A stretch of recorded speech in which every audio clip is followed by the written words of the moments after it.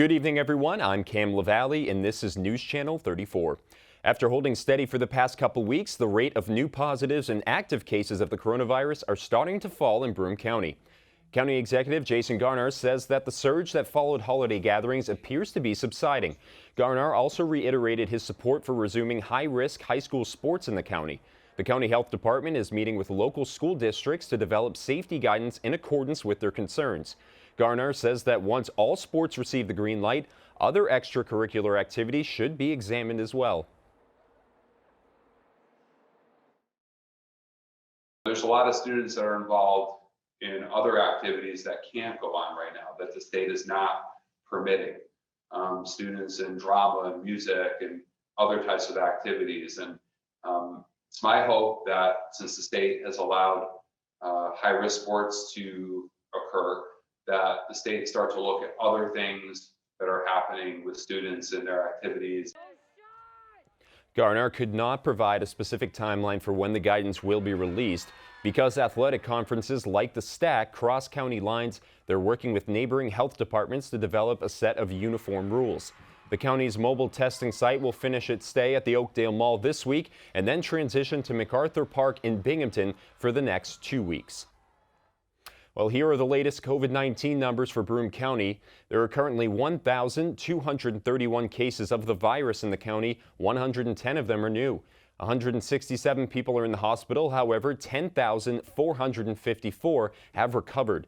6 more deaths are being reported today. 3 women in their 60s and 80s and 3 men in their 50s and 80s. The total number of deaths is now 236. The Endicott Fire Department battled a blaze overnight while overcoming a faulty fire hydrant. A porch fire at 325 Odell Avenue in the village was reported at about 1:45 this morning. By the time firefighters arrived, flames had spread to the entire front of a 3-story structure. Their efforts were hampered initially by a hydrant that malfunctioned due to the cold. With the assistance of mutual aid, firefighters were able to knock down the fire by 2:50 a.m. There were no injuries reported. The issue of legalizing adult recreational use marijuana in New York is a big topic of conversation as the state looks to create additional sources of revenue and promote social equity. 2 of the Cuomo administration's top aides for marijuana policy took part in a New York State Bar Association discussion on where the Empire State could be headed when it comes to legalization. News Channel 34's Karina Capabianca has more. Chobani is one of 16 companies to take on a New York State initiative giving pathways and opportunities to workers. The Pathways Pledge for New York State employers, proposed by Governor Cuomo, and the Reimagine New York Commission commits public and private sector employers to make their workforces more equitable and inclusive and to provide more workforce development opportunities in the wake of the COVID-19 pandemic. As part of the pledge, employers commit to reforming their talent recruitment, investment, and promotion policies, which for Chobani means continuing and expanding many of its current practices. Chobani hopes to inspire other companies to join in as well. Chobani's CEO Hamdi Olukia is a member of the Reimagine New York Commission, and the Greek yogurt producer was quick to sign on to the initiative. Company President Peter McGinnis says doing the right thing is always best for business. There was really no decision necessary because diversity and inclusion and putting people first and employees first, regardless of race and ethnicity, has been really a founding principle. McGinnis says that providing pathways to higher positions and having a come-as-you-are philosophy has helped Chobani retain workers and support their community. About 1/3 of Chobani's workers are refugees who live in Utica, about 40 minutes away. McGinnis says the company has provided transportation and interpreters for them, and the company holds events to celebrate the different cultures of their employees. The American Heart Association is once again challenging you to take steps for heart health. The annual Southern Tier Heart Walk is coming up and will be going virtual for the 2nd year. Those interested in participating are asked to fundraise, donate, and form walking teams. Last year, the Southern Tier broke a record, raising $391,000. President and CEO of UHS, John Carrig, is hopeful for another record year. This event is an opportunity for all of us to be part of an endeavor that has a lasting, positive effect and makes a real difference in the lives of everyone across the Southern Tier. This year's walk will take place on April 11th from 10 to 1. You can register and donate at southerntierheartwalk.org. Matthew Otto will match donations made today up to $5,000. Dunkin' is donating $10,000 worth of gift cards to support frontline medical personnel as well as those helping to feed the hungry. The coffee, donut, and sandwich chain is giving $5 grand worth of the cards to the UHS Foundation and $2,500 worth to Arnott Health in Elmira to give the healthcare workers treating COVID patients.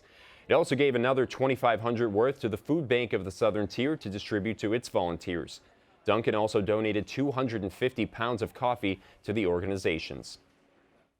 January is Get Organized Month, and Goodwill is reminding people to donate rather than throw out. The nonprofit is spreading the message as they continue to seek clothing and household item donations. Goodwill suggests rethinking your home's organization and determine what items may no longer be necessary. District Manager Wyatt Edwards says this time of year is among the highest volume for donations as people are looking to clear some space following the holidays. In total, Goodwill stores across New York and New Jersey received over 43 million pounds of donated items, according to Edwards. The main mission at Goodwill is to help those in need, and donating items can do more for someone than you may think. We help our people get jobs in the communities that we serve. For example, here in Vestal, New York, we have a store, and that store needs employees. So we have job opportunities here in the store. So the more donations that we receive, the more job opportunities that we will have at this particular location. Goodwill continues to accept donations despite the pandemic. Some of their most popular items and often most needed are women's clothing, coats, and shoes. If you have any unwanted items and would like to donate them, you can drop them off at the side door of the Vestal Parkway Goodwill location. Well, when we come back, Shenango Valley students help spread kindness. You're watching Binghamton News on News Channel 34. Kindness is catching in the halls of Shenango Valley schools. The district is participating in the Great Kindness Challenge. For one activity, Port Dickinson Elementary students are making cards to send to Shenango Valley Middle School, and Shenango Bridge Elementary is paired up with the high school. Port Dickinson first grade teacher Ashley Lawrence says that her students brainstorm phrases for the cards such as "Have a good day" and "You rock." Lawrence says her classroom shows kindness every day. It is so important to promote kindness at such a young age. It really goes a long way, and it's so nice to have a class that gets along, and it just makes the day go by so nicely, and they can learn so much from each other when they all get along. Lawrence's class also made cards for nursing homes during Christmas time and are looking to do so again next year. She says the kids love knowing they made someone's day a little bit brighter. Well, when we return, we'll have a look at your full storm team forecast, plus a debate over federal spending for schools to combat the virus. You're watching News Channel 34. Welcome back. President Biden wants students to return to the classroom, but says the logistics of going back to school safely will rely heavily on Congress. The president has called on lawmakers to approve at least $130 billion in additional funding for schools. But as News Channel 34's Jesse Turner shows us, that money has become a sticking point for Republicans negotiating with the White House. Well, we'll be right back with an adoptable pet from the Animal Care Council.